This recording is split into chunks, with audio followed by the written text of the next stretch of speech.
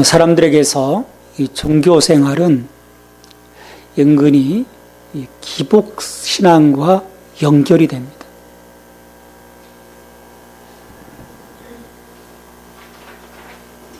우리가 예수 믿음을 통해서 복받는다. 그런 생각이 강한 거예요. 이미 그 사람들의 어떤 그 종교성이 그렇습니다. 이 땅에서의 어떤 그 복, 어떤 사후에서의 어떤 그 구원받은 그 하나님 나라에서의 그 복이 아닌 이 땅에서의 복에 사실은 집중이 돼요. 그리고 그런 그 가시적인 어떤 열매들이 있기를 기대합니다.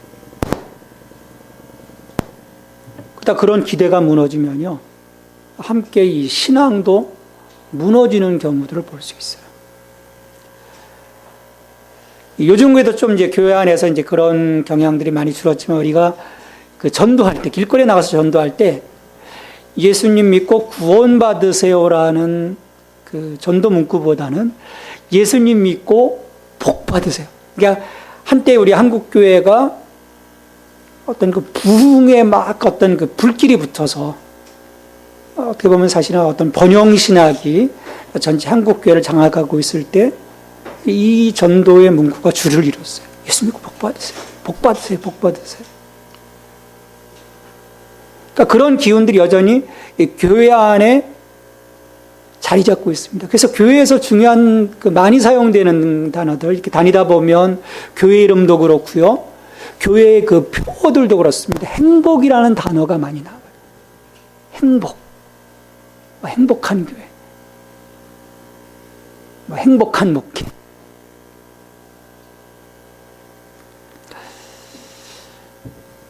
근데 여기에서 우리가 잘 산다고 하는 개념, 그것은 어떤 그 다분히 물질적인 개념인 거예요.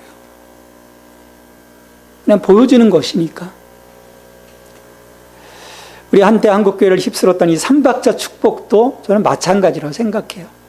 내 영혼이 잘된 같이 범사에 이게 잘 돼야 된다는 거예요.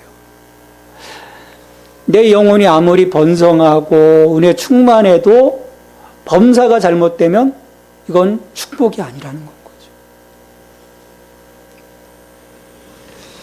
사람들이 여기에 열광을 합니다. 그러니까 복음이신 예수 그리스도가 아니더라도 2단, 3단의 사람들이 빠지는 이유가 거기에 있어요. 왜 신천지에 갑니까? 왜 장막성전에 갑니까? 그들의 어떤 구원의 개념이 복의 개념과 연결이 되기 때문이에요. 하지만 우리 신앙의 길은 과연 우리가 생각하는 것처럼 복받고 잘 살고 범사가 형통하게 되는 지름길인가? 질문을 던져보면 여러분 어떠세요? 여러분 경험을 통해서 볼 때 어떻습니까? 그렇지 않다라고 말할 수 있어요. 제가 긴 그 신앙생활을 통해서 또 이 목회 사역을 통해서 보면요, 이게 매치가 안 돼요. 신앙생활 잘한다고 해서 늘 그 사람의 삶이 형통할 수 있는 게 아니에요. 고난 가운데 빠지기도 하고, 어떻게 저런 상황들이 벌어질 수 있을까 하는 그런 그 잔인한 상황까지도 직면할 수 있다는 거예요.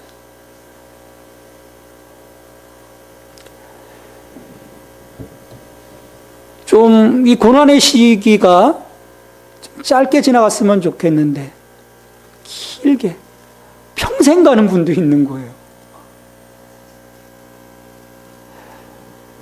또 잘 되었다가 또 복상 망했다가 하나님 은혜를 됐습니다. 근데 어느 날 또 보면 또 망해 있는, 이게 반복이 되는, 또 미칠 때 좀 도달할 것 같은데 보면 또 거기 미치지 못하는, 이게 수십 년 반복된다고 생각해 보세요.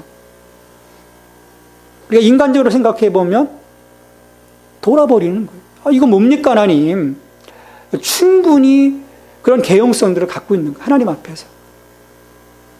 그렇지 않습니까? 나는 정말 최선을 다해서 하나님께 올려드렸는데, 하나님을 향해 다가갔는데, 하나님, 이 40년, 50년 신앙생활 했는데 이 결과가 뭡니까?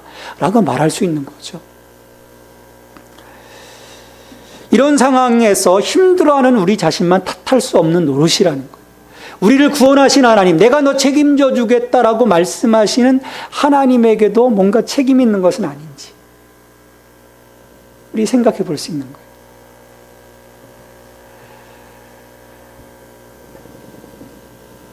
하나님이 이스라엘 백성들을 구원해 주셨어요. 약속의 땅 가나안으로 가겠다고 소리치지 않았어요. 단지 하나님이 아브라함과 이삭과 야곱 이들에게 약속하셨던 그 약속의 땅, 그곳을 이끌어 가시겠다고 하는 그 언약을 기억하시고 이들을 끄집어내셨단 말이에요. 어쩌면 그 200만 명의 사람들이 좀 고통스럽긴 했지만 정말 그들의 말처럼 애굽에서 사는 것이 그냥 좀 편안하고 육신적으로 나을 수도 있을지 몰라요. 하나님이 굳이 끌어내서 이제 2년간 말씀도 주시고 예배도 가르쳐 주시고 가데스 바네아에서 한번 그들이 불평했다고 해서 38년 뺑뺑이를 돌렸단 말입니다. 인간의 눈으로 보면 사실은 잔인한 거예요. 좀 봐주시면 안 되나. 하나님 구원해 가셨는데, 하나님 이끌어 가셨는데 그냥 좀 집어넣어 주시고 거기서 좀 하시면 안 될까라는 그런 생각들을 하게 돼요.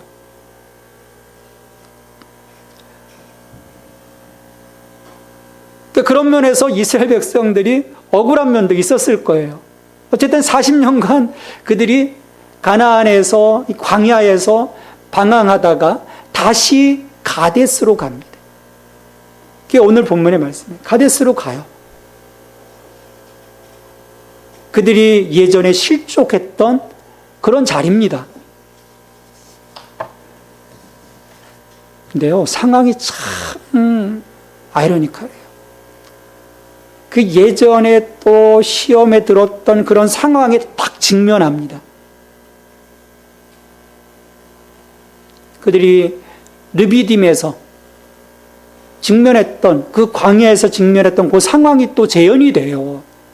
물이 떨어진 거. 원래 가데스가요, 여러 그 오아시스들이 있어서 물이 풍부한 곳입니다.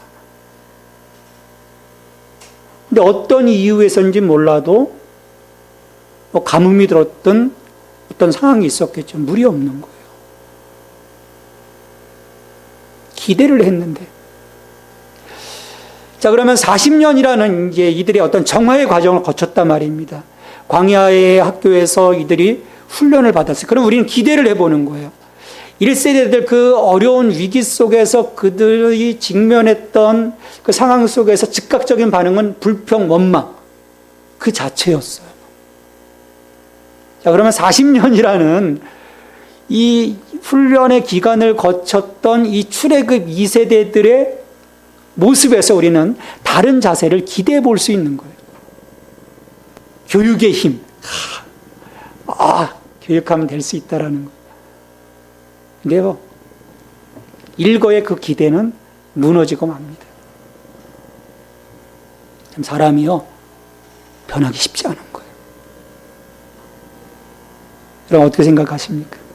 자기 자신을 볼 때 은혜 받고 말씀 가운데서 내가 정말 많이 변했습니까? 쉽지 않은 거예요. 이스라엘 백성들은 자신들의 부모 세대처럼 당장에 불평하고 원망하고 모세와 다퉈요.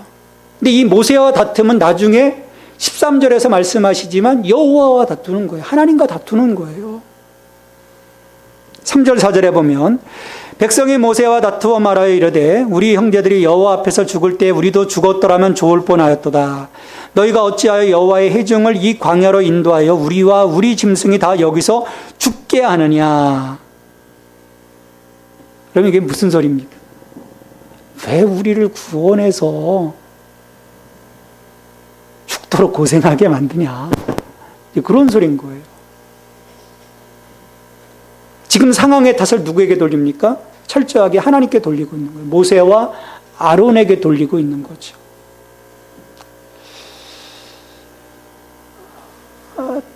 타락한 우리들의 이 전형적인 모습인 것 같아요. 직면할 때마다 이 안에서 주님의 뜻이 무엇인가 분별하기보다는, 그래서 그 속에서 정말 하나님이 뭘 원하실까라고 집중하기보다는 당장 나의 불편, 내 마음의 상함, 그런 것 가지고 하나님께 원망하고 우리가 끊임없이 하나님과 다투게 되는 거죠. 참 이걸 통해서 우리가 어떻게 하나님과 교제할 수 있으며 어떻게 하나님과의 관계가 깊어질 수 있겠습니까? 겉돌 수밖에 없는 거죠. 우리의 신앙의 삶이 겉돌고 있는 이유가 여기에 있는 것이 아닌가 저는 생각을 해봐요. 그리고 무엇보다도 이것은 우리를 구원하신 하나님에 대한 구원의 경륜을 제대로 이해하지 못하고 깨닫지 못한 결과입니다. 그러면 우리도 이스라엘 백성들처럼 이런 그 하나님 구원의 경륜에 대한 깨달음이 없으면, 이해가 없으면 이스라엘 백성들처럼 똑같이 하소연할 수밖에 없는 거예요. 지금은 또 봐요. 많은 사람들이 하나님 앞에 원망합니다. 조금만 잘못되면 원망해요. 이거 뭡니까 하나님? 나 이것도 했고 이것도 했고 이것도 했고 정말 최선을 다했는데, 열심을 다했는데, 우리는 세상의 어떤 그 노력의 결과, 인풋이 있으면 아웃풋이 있어야 된다, 어떤 그런 개념들만을 가지고 하나님께 하소연하는 거죠. 그러니까 이스라엘 백성 이 세대들조차도 하나님의 구원하심의 목적이 어디에 두고 있는지를 알지 못한 거예요. 하나님이 그들을 이끌어가고자 하시는 곳은 가데스가 아닙니다. 광야가 아니에요. 지금의 광야와 가데스는 과정입니다. 어떤 결과로 나아가기 위한 하나님의 여정인 거예요. 하나님의 백성으로 하나님이 정을 드시고 쪼아 가시면서 하나님의 거룩한 백성으로 하나님의 형상담을 회복하시는 그런 과정이라는 거죠. 그 속에서는 고통이 있고 아픔이 있고 슬픔이 있고 상함이 있고 힘들 수밖에 없는 것입니다. 내 백성들은 지금 이 가데스 바네아가, 그리고 이 광야가 최종 목적인 것처럼 이야기를 하고 있어요. 여러분, 이 땅이 최종 목적이 아니에요. 나의 가난함이, 나의 고통이, 나의 억울함이 최종 목적이 아니라는 거예요. 근데 우리는 자꾸 여기에 포커스를 맞춥니다.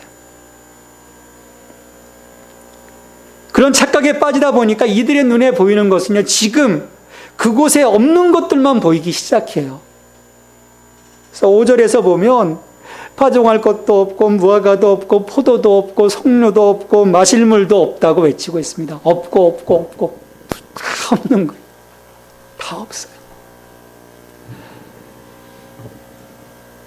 참 돈 좀 펑펑 쓰고 싶은데 돈이 없어요. 은행 잔고가 많이 났습니다.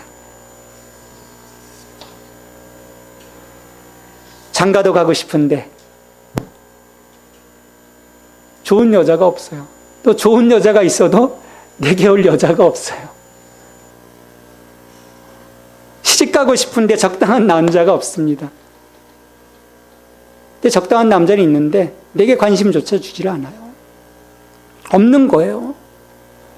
이것도 저것도 다 있으면 좋겠는데 별로 가진 것이 없습니다. 세상에 없는 것 투성인 거예요. 내 기준으로 보면. 근데 저 사람들을 보면 저 사람들은 좀 많이 갖고 있는 것 같아요. 근데 실상 그 사람들의 입장에 가서 보면 또 없는 것 투성이에요. 여러분, 재벌들은요 다 있을 것 같습니까? 제가 오래전에 재벌들을 좀 상대해 봤었어요. 저희 교구에 재벌들이 있어가지고 그 사람들에게도요 없는 게 많아요. 풍요로울 것 같지 않습니까? 그렇지 않더라는 거예요. 이것이 의미하는 바가 무엇입니까? 세상에선 부족함이 끊임없다는 말입니다.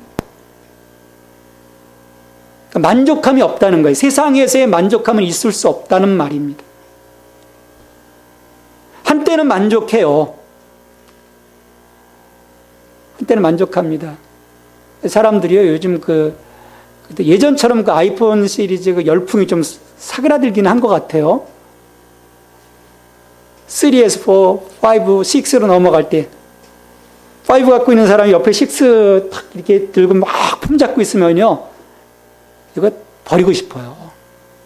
왜? 나는 6가 없기 때문에. 만족할 수 없는 거예요.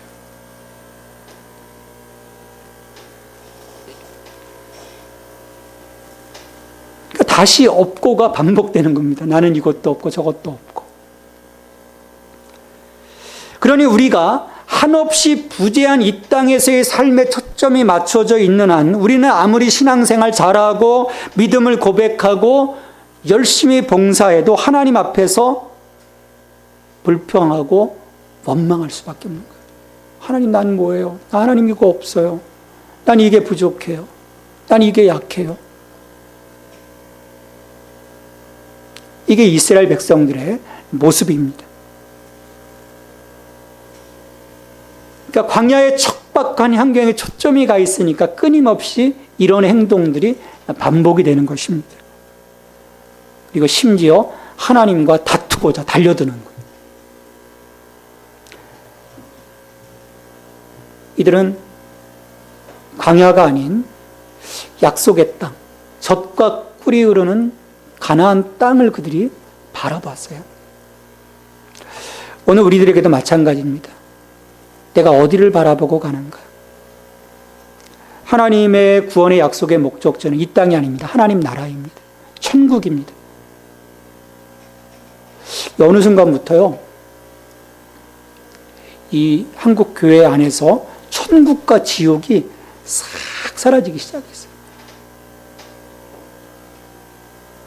특히 가톨릭 같은 경우는 지옥 얘기 안 합니다.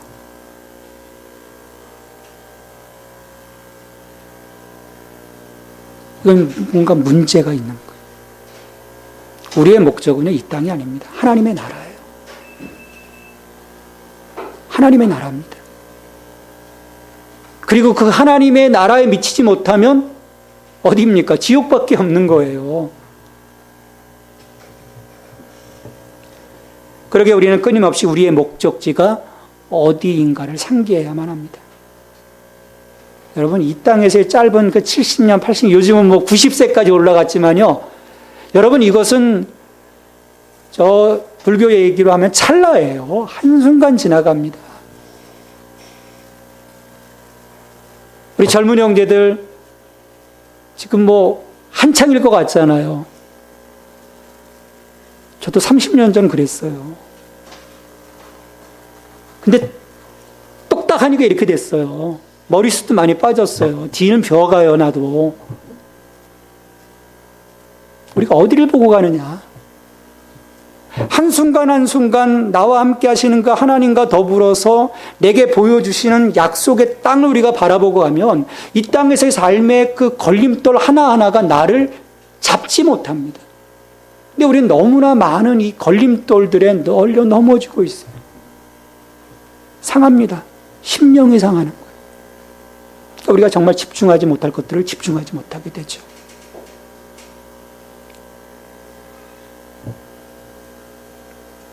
게다가 우리는 위기 앞에서 어떤 그 삶의 자세를 회복해야 될까? 무작정 이스라엘 백성들처럼 그냥 모세 아론 앞에 나가서 하나님 앞에 나가서 막 다투고 원망하고 불평할 것인가? 이스라엘 백성들과 모세와 아론, 이 두 위기의 타개 방법의 모습을 보여줘요. 모세와 아론과 다투고자 백성들이 달려왔을 때 모세와 아론은 하나님께 나아갑니다. 하나님께 나아가 하나님께 엎드려요. 부복한 것입니다. 기도하는 것이죠.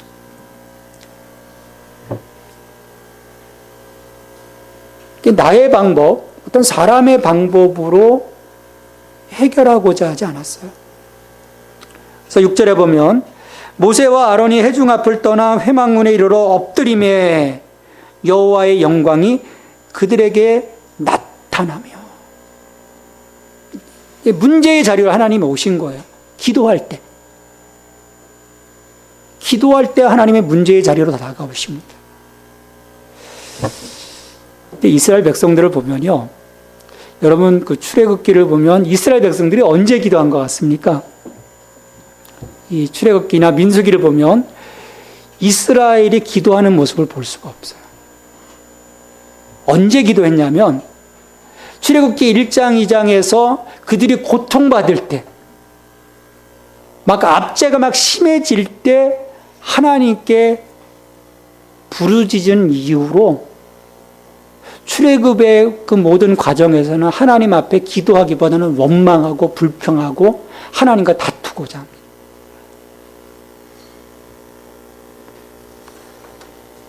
여러분, 기도하지 않으면요, 내 입에서 나올 것은 불평, 원망밖에 없습니다.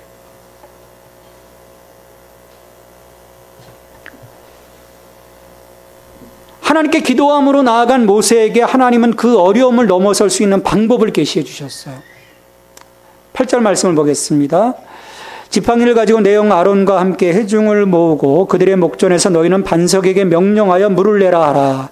내가 그 반석이 물을 내게 하여 회중과 그들의 짐승에게 마시게 할지니라. 여러분, 기도를 통해서 메인 매듭들을 다 풀어갈 수 있습니다. 그 특권을 주셨어요. 너희가 땅에서 풀면 하늘에서도 풀릴 것이요, 땅에서 매면 하늘에서 매일 것이다. 그 열쇠가 뭡니까? 기도의 열쇠예요. 하나님이 우리 교회에게, 하나님이 우리 크리스찬들에게 주신 이 열쇠는요, 기도입니다. 기도를 통해서 우리는 풀어갈 수 있는 거예요. 한두 번 기도해보고 하나님 기도를 들어주시지 않는다? 포기하지 마십시오. 끝까지 기도하시면요, 하나님이 우리의 문제의 매듭들을 풀어주시는 거예요. 모세와 아론은 그것을 알고 기도했습니다. 끊임없이 기도했어요. 근데 이스라엘 백성들은 그 영적인 원리를 깨닫지 못해 끊임없이 불평해요. 이게 계속 그 출애굽 과정에서 대비가 돼요. 불평이냐 원망이냐 기도냐.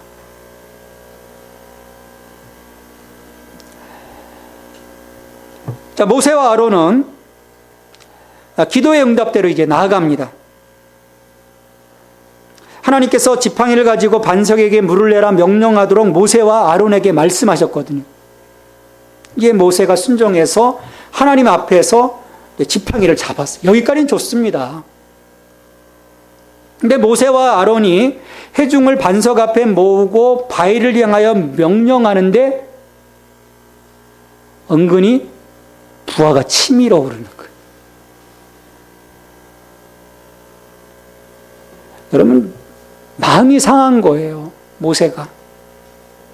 아니, 1세대, 그 출애굽 1세대들도 모자라서 2세대까지 이 순간 헷갈려가지고 막 모세와 아론에게 와서 막 다투었으니까 심령이 상한 거예요. 이것들 뭐냐, 38년 동안 광야에서 정화의 과정을 거쳤는데 그 훈련의 끝이 결국 이건가? 아마 자신의 자괴감에 빠졌을지도 모르겠죠. 리더였으니까. 그러니까 다혈질인 이 모세의 감정, 이미 그 40세 때 그 의분을 참지 못하고 사람을 쳐 죽였던 그 다혈질이 있었는데, 미디안 광야에서 40년이라고 하는 그 자기 부인의 삶을 통해서 그걸 다 눌러놓으셨는데, 그리고 40년간 광야를 거치면서 그때그때마다 하나님 안에서 물러났는데 80년 만에 이게 터지고 만 거예요. 80년 만에. 여러분, 충분히 이해가 갑니다. 저 같았어도 아마 이러지 않았을까. 얼마나 마음이 상했겠어요. 하지만 그것이야말로 그에게 가장 결정적인 실수가 되고 말아요.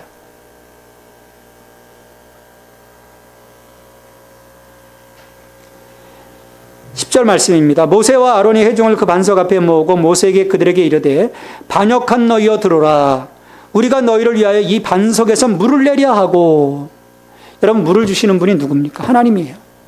하나님이신데 그만 모세가 우리가 너희를 위하여 이 반석에서 물을 내려 이야기합니다. 그럼 월권인 거예요. 하나님은 반석의 그 틈을 향해서 물을 내라고 명령하라고 하셨지, 우리가 물을 내랴 그리고 반석을 치라고 하지 않으셨거든요. 모세는 통로일 뿐인데 그 모든 능력이 자신에게서 시작되고 있음을 지금 백성들에게 이야기하고 있는 거예요. 게다가 하나님 바위를 향해서 명령하라 하셨는데 바위를 칩니다. 11절, 모세가 그의 손을 들어 그의 지팡이로 반석을 2번 치니 물이 많이 솟아나므로 회중과 그들의 짐승이 마시니라. 없고 없고를 반복하고 있는 이 이스라엘 백성들을 위해서, 불평하고 원망하는 이스라엘 백성들을 위해서, 더군다나 지금 모세가 하나님의 그 거룩함을 드러내지 않고 하나님의 영광을 드러내지 않고 순종하지 않고 자기 멋대로 했음에도 불구하고 또 하나님은 결과를 주시는 거예요. 여기에서 만약 불순종했으니까 하나님이 물을 주시지 아니하셨더라면 어떻게 됐을까요? 이거 뭐 끝나는 거죠. 하나님의 마음이 상하셨어도 하나님의 거룩함, 하나님의 영광을 위해서 그들에게 은혜를 주시는 걸 볼 수 있어요. 여러분, 이게 은혜입니다. 물론 그렇다고 해서 이 일을 반복하라는 소리는 아니에요. 하나님은 이것을 통해서 엄격하게 심판하세요. 그 책임을 모세에게 묻습니다. 그것을 통해서 공의의 하나님, 그 공의로우신 하나님을 통해서 당신의 거룩함을 백성들에게 드러내요. 여러분, 백성들이 하나님의 말씀을 듣는 순간에 그들의 그 마음이 어떻게 되었을 거라고 여러분 상상해 봅니까? 40년간 이스라엘을 이끌어왔던 영적인 지도자예요. 근데 그런 지도자가 이 일 때문에 약속의 땅에 들어가지 못한다. 백성들은 충격인 것입니다.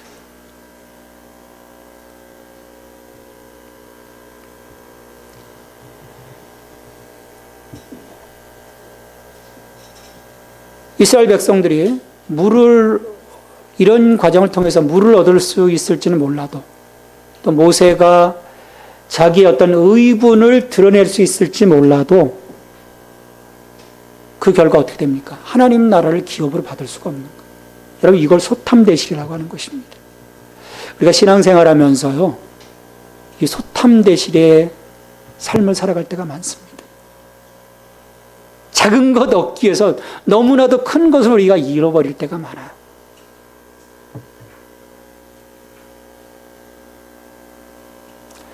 불신과 월권의 결과는 너무나도 참담했습니다. 12절, 여호와께서 모세와 아론에게 이르시되 너희가 나를 믿지 아니하고 이스라엘 자손의 목전에서 내 거룩함을 나타내지 아니한 고로 너희는 이 회중을 내가 그들에게 준 땅으로 인도하여 드리지 못하리라 하시니라. 여러분, 실은 모세도 억울한 면이 있어요. 전에 르비딤에서는 백성들이 목말라 했을 때 하나님 뭐라고 하셨습니까? 반석을 쳐서 물이 나오도록 하셨거든요. 그 경험이 있는 거예요. 근데 이번에는 그 반석의 원어를 보면 반석의 그 틈, 이미 그 반석의 틈이 있단 말이에요. 그 틈을 향해서 명령하라고 말씀하셨어요. 그러니까 하나님께서 모세에게 그렇게 명령하셨을 때 모세는 자신의 과거의 경험이 그 말씀을 해석하도록 만들었을지도 모릅니다. 이미 그 경험이 있었으니까. 여러분, 이게 우리의 약점이고요. 이게 사탄이 노리는 계략입니다. 하나님 말씀은요, 분명합니다. 그리고 하나님 말씀은 과거의 내 경험에 비추어서 적용되어지는 것이 아니에요. 날마다 새롭습니다. 날마다 새롭게 다가오는 것입니다. 근데 모세는 과거 자기의 경험으로 말씀을 해석해 버렸어요. 그리고 적용을 해버립니다. 인류 최초의 이 범죄의 자리에서 사탄은 어떻게 합니까? 하나님의 그 말씀에 온전히 순종하는 것을 방해하지 않습니까? 어떤 그 의도적인 질문을 통해서 그걸 끄집어내거든요. 하나님께서는 동산 중앙에 있는 선악을 알게 하는 나무를 따먹지 말라 말씀하셨고, 따먹는 날에는 정령 죽으리라고 하셨습니다.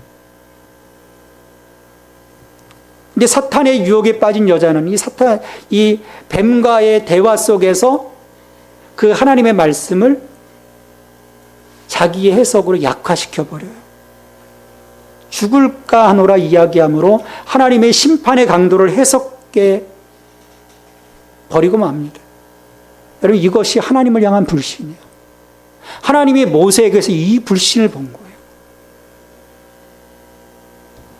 결국 약속의 땅에 모세가 들어가지 못합니다. 그러니까 시시각각 새롭게 다가오시는 하나님의 말씀에 대한 순종이 아니라 자기 생각에 사로잡혀 있던 모세의 모습은 우리로 하여금 많은 것을 생각하게 해요. 이게 우리들의 모습이 아니지. 날마다 새롭게 우리에게 말씀해 주시는데 과거 내 경험, 내 생각으로 이 말씀을 오히려 왜곡하고 온전하게 내가 하나님 앞에 순종하고 있지는 않는지. 자, 이렇게 이스라엘 자손들이 하나님과 다투었던 것을 성경은 무리바라고 칭하였습니다. 13절 말씀입니다. 같이 읽습니다. 이스라엘 자손이 여호와와 다투었으므로 이를 무리바무리라 하니라. 여호와께서 그들 중에서 그 거룩함을 나타내셨더라.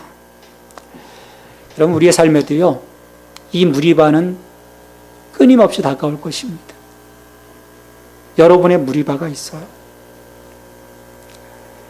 여러분, 이 무리바에서 이 무리바에 닥칠 때 어떻게 이 무리바를 넘어서고 있습니까? 하나님과 다투며 하나님께 원망하며 불평하며 그 무리바를 넘어서고 있지는 않는지요. 모두 없고 신세에 한탄하고 있지는 않습니까? 사탄은 이 기회를 통해서 우리를 넘어뜨리려고 합니다. 하나님께서 마귀에게 틈을 주지 말라고 하셨어요. 이번에 쿠웨이트와의 축구인가요? 쿠웨이트와의 그 월드컵 예선전을 치렀습니다. 다행히 이제 전반전에 선제골이 들어갔기 때문에 그래도 끝까지 지켜냈는데 후반에 들어서니까 막 틈이 보이는 거예요. 야, 그 틈을요, 골대가 안 막아줬으면 우리가 어려운 경기를 했을 뻔했죠. 틈이 주어지면요, 사탄의 공격은 매서워집니다. 틈이 없을 때 사탄의 공격이 무디어지는 것이죠. 그 틈을 우리가 제공하지 말아야 돼요.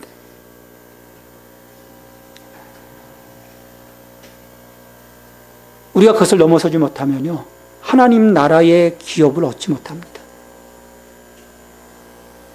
우리의 수고가 헛되는 거예요. 우리가 이 무리바의 시험을 넘어서야 합니다. 마지막 단계예요. 약속의 땅 가나안으로 들어가는 마지막 단계입니다. 다투는 자가 아니라, 불순종하는 자가 아니라 하나님 말씀하심 앞에 순종함으로 나아갈 때 우리는 건강한 신앙의 모습을 통해서 하나님의 영광이 될 것이고 하나님의 거룩함을 드러내게 될 것입니다. 우리를 심판하심으로 우리 가운데 하나님의 공의를 나타내심으로 하나님의 거룩함이 드러나도록 하는 것이 아니라 오늘 말씀처럼 우리가 정말 최선을 다하고 하나님 앞에 순종함을 통해서 하나님의 거룩함이 나타나도록, 하나님의 영광이 드러나도록 하는 우리들의 삶이 되어야 한다는 것이죠. 우리가 실패한 이스라엘이 아니라 그의 성공적인 신앙의 삶을 살아가는 저와 여러분이 되기를 주님의 이름으로 축원합니다. 하나님 아버지 감사합니다. 오늘도 저희들의 삶 가운데 함께 하시고 우리들의 삶을 불꽃 같은 눈동자로 지켜주시고 여기까지 이끌어 주심에 감사를 드립니다. 우리 이 신앙의 여정에서 우리가 이 무리바를 만나곤 합니다.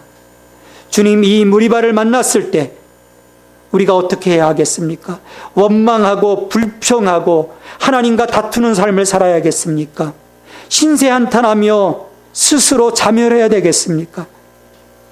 하나님, 이 기회를 통해서 우리를 넘어뜨리고자 달려드는 사탄의 이 모든 괴략으로부터 저희들을 지켜주시옵소서. 우리의 마음속에 주님을 향한 순종의 마음을 주시고 신뢰의 마음을 주시고 말씀에 순종하게 하시고 그 무엇보다도 기도로 이 모든 문제들을 넘어설 수 있도록, 그래서 우리의 삶이 달라지게 하시고 우리의 삶이 하나님의 영광이 되게 하시고 하나님의 거룩함을 드러내는 하나님 저희들의 삶이 될 수 있도록 축복하여 주시옵소서. 그 같은 삶을 통해서 이 땅에서도 하나님 우리에게 주시는 풍성한 열매가 있기를 원합니다. 빈약한 삶이 아니라 그 영적인 풍성한 삶을 통해서 주님 이 땅에서 하나님 축복의 통로로 살아나가는 저희들이 될 수 있도록 역사하여 주시옵소서. 이 모든 간구를 예수님의 이름으로 기도하옵나이다. 아멘.